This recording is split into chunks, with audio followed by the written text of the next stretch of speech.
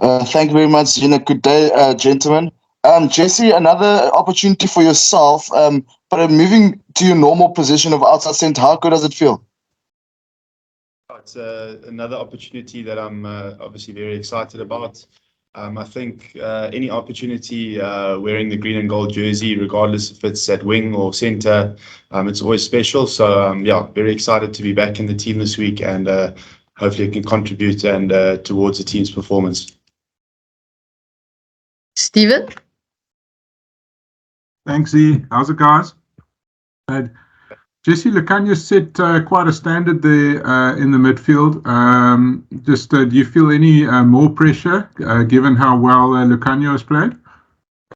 No, not at all. I think Nyakane has obviously set a great standard, like you've said. He's been playing amazing rugby. I obviously know what role and responsibilities I have to do in my position and to contribute towards the team. So I'm looking forward to the challenge. Very excited and yeah, very looking forward to the game. Heinz? Morning, gents. Hope you're well. Jesse, you're reunited with a partner who you've had quite a fair amount of success with in the midfield. So just firstly, how chuffed are you to be back with your partner in crime, proverbially? And also, why do you think you two guys, complement each other so well in midfield?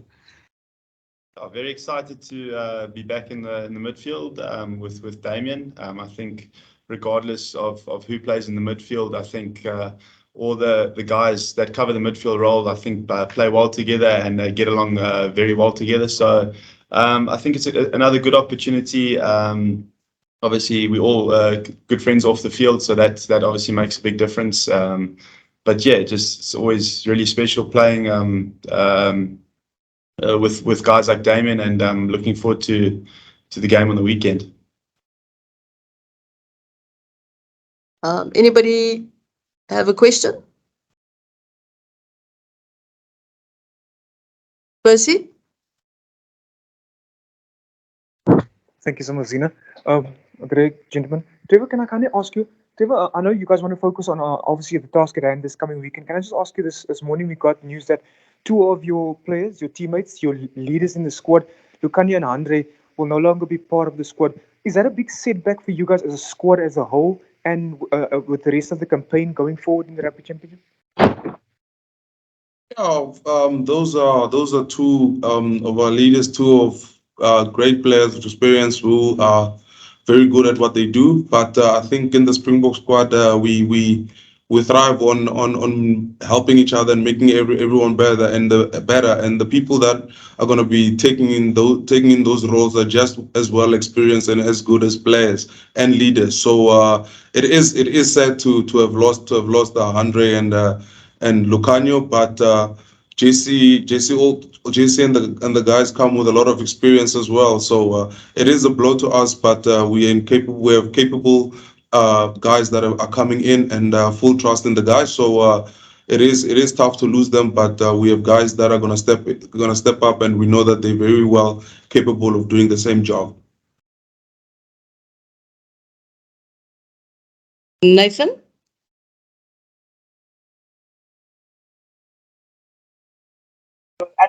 Thank you very much again, Zina. I'm just want to ask you, Trevor, especially a guy like Deon Fury coming in at hooker, how has he looked at training? Because I do believe that you obviously are part of a leadership group type of vibe, because obviously you're in charge of the scrums, I believe. But how has he looked at training at the hooker position?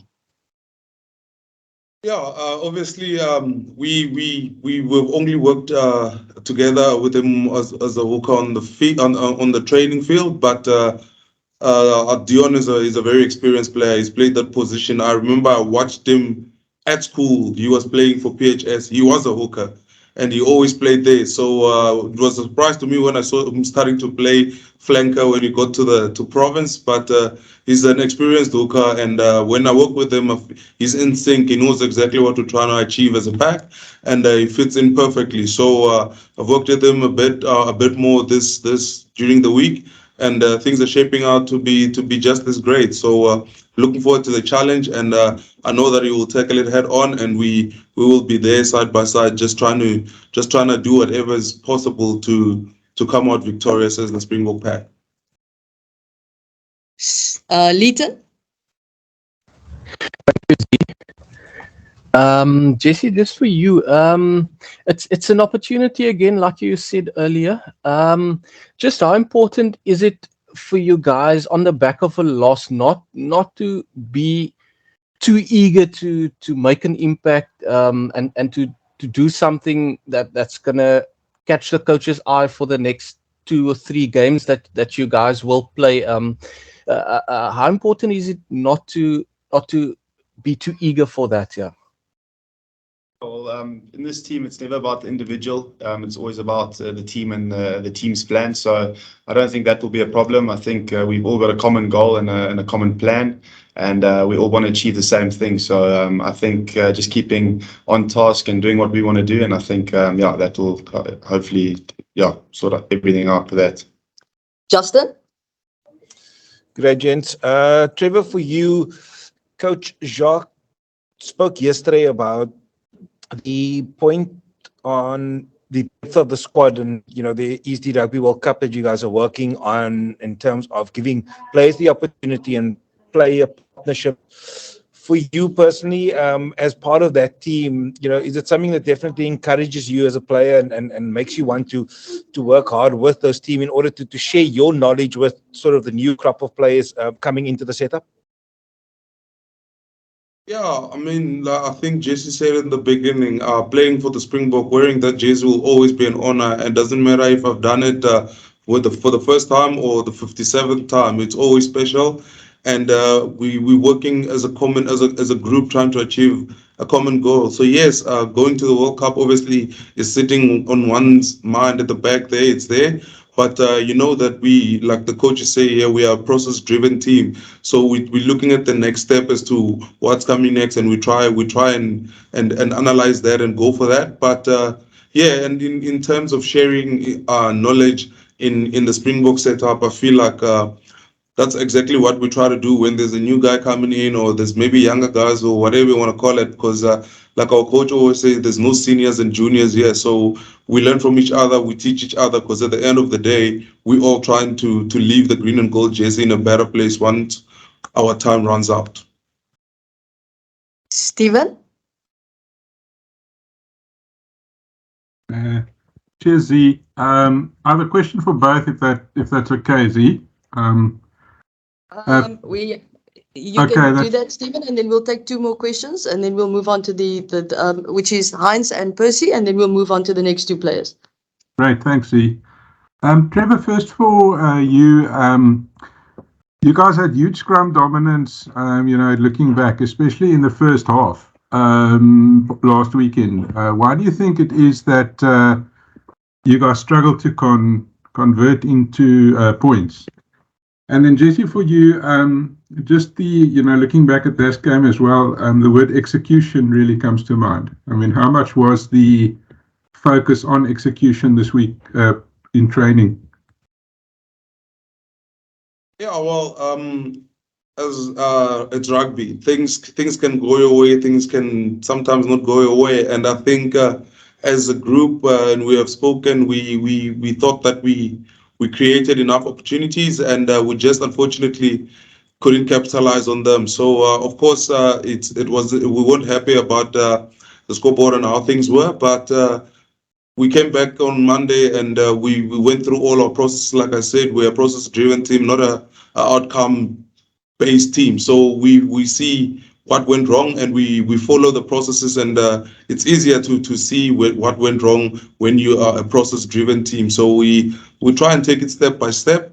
And that dominance of the scrum, hopefully we can replicate that and even better. And I think every backline player would tell you that they enjoy playing behind a pack that goes forward. So us as forwards, our goal is to go in there, give them go forward ball, and hopefully the guys will be able to do what they do. I mean, the likes of Jesse know where the try line is. So hopefully this weekend they will do exactly just that. Yeah, and I think on the execution point, like Trevor said, we created a lot of opportunities in the past in the past game, and obviously we've got high standards in the group when it comes to our execution and finishing off those opportunities. So it's something that we'll obviously want to take into the next game and execute better and use our opportunities that we created. And I think yeah, that's a big focus point for us. So. Stephen? Those were my questions. Thanks, E. Appreciate it. Okay, cool. Heinz? Trevor, you just mentioned that, I mean, it's one of the realities during a game, you know, that some calls go against you, some calls go for you. There's been a lot of debate about the Aussie gamesmanship and stuff. So without commenting, you know, on decisions and tactics and that type of thing, when it becomes niggly, you know, and when it perhaps feel there's been an injustice dealt, is the best way to handle those situations during a game just to keep calm and carry on? Yeah, 100%. I mean, at the end of the day, we all trying to do whatever we can to come out victorious. And whether people outside are saying there's foul play or not, good sportsmanship or whatever, that's for them to worry about. We have to focus on ourselves, and whatever decisions are made, it's always coach always tell us just go into the next battle. So we just try and look for more battles. And he says sometimes you will lose some, but at the end of the day, you'll come up winning more than you have lost. So certain things happen in the game, but we just try to not let it stick in our minds, and you just take it, okay, maybe it's my bad, my mistake, or something like that happened to me.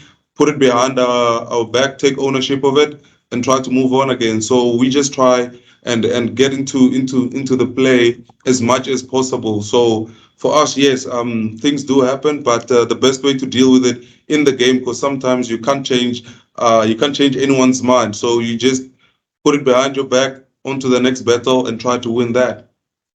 Guys, we have time for one more question for them. So Percy, please, one only. Thank you so much, Zina. I would have wanted to ask this question of Afrikaans, but I'm going to ask Trevor in English rather. Trevor, can I ask you, usually at provincial level, we usually see players' talents. They are very free. They play their skills. They show their skills. Can I ask you at international level, at Springbok level, are players, and I could have asked this question to Jesse, but are players still given that license to show their skills still at Springbok level? And I'm specifically referring to a newcomer like Kanan Moody. I could have asked you that question. Do players still get the license to express themselves at international level? And what was the conversations like with him now this past week? You to answer. Percy, would you like Would Jesse you or like to Trevor? answer? I want Trevor to answer the question, please. Okay. Myself? Oh, yeah. Obviously, it's international rugby, and as like you saying that in provincial rugby, you see players expressing themselves and doing certain things. Well, in the Springboks, you still have the license to do that. It's just that there is a little bit of a there's always in any team there will be structure, but in international level, the space and the time that you have to execute those skills is very short. So defense is very good. Every player on the field is just as good as you are. So we try to give the guys as much as possible to express yourself, but within our structures. So and we always say our structures will protect you. So it will put you in a position where you as a player can use your X factor skills and do whatever you can, whether it's evade, whether it's bump people, whether sidestep. Our system allows for that. So that's how I see it. It's just that it's a bit difficult to execute here because the defense is just as good. Everything is planned to the T. And where I feel like sometimes at provincial level, you've got the space and time. At international level, that space and time gets taken away very quickly. Cool. Thank you so much, Trevor and Jesse. And guys, we'll now get Kobus and Dion in. Please, just a reminder that Kobus and Dion's quotes are embargoed for Thursday.